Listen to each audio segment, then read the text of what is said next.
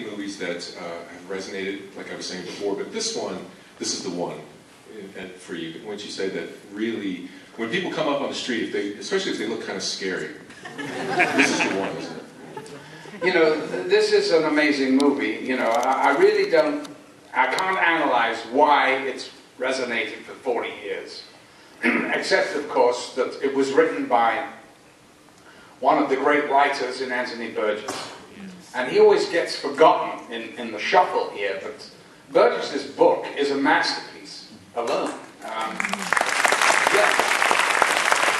If there was never a film of this, the book would stand as one of the great pieces of literature from that period.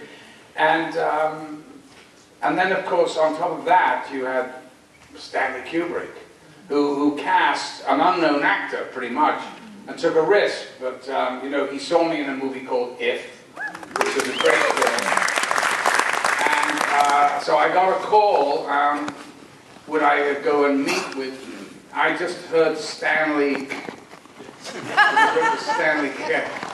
and so I thought it was Stanley Kramer. Very different animal.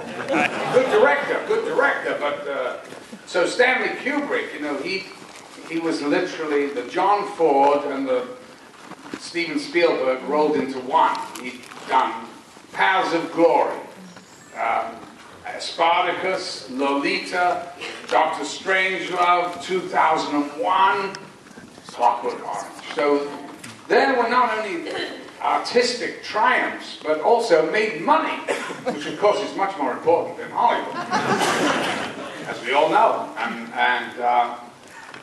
So when I met with him, you know, and he gave me the book, and I went, said, call me.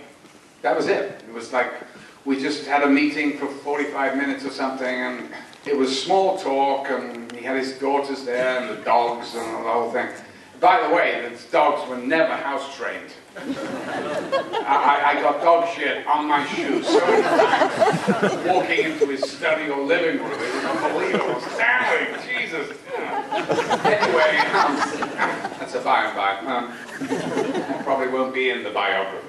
And it's a film, you know, that for you, it had a sort of a slippery legacy in your own life. I mean, you came to terms with the film later. I mean, it represented different things to you at different points in your life, wouldn't you say? Yes.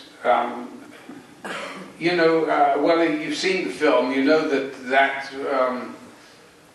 the performance was, you know, one gives, of course, always 100%. But I'd have to say that this was 110% because I had a cracked rib, I had some kind of blood clot under my rib, I had scratched corneas in this damn scene, which everybody's all about, which is, of course, he was right. It's when the audience's sympathy starts to move to this immoral man. I mean, it's a piece of sleight of hand that Kubrick is a genius at doing. And you know, and when he showed me the picture of some patient with these lid locks, that's what they're called, in the eyes, I was like, you're kidding, that's incredible. Who? No, I can't do that. I mean, oh my God, they're in his eyes. Ugh. And that's where they were, you know, so they anesthetized the eye. He got some doctor from Moorfields Eye Hospital who was a young intern, who tested whether the anesthetic was working or not by sticking his handkerchief into my eye. So the first time I went, oh, you know, he went, not ready yet.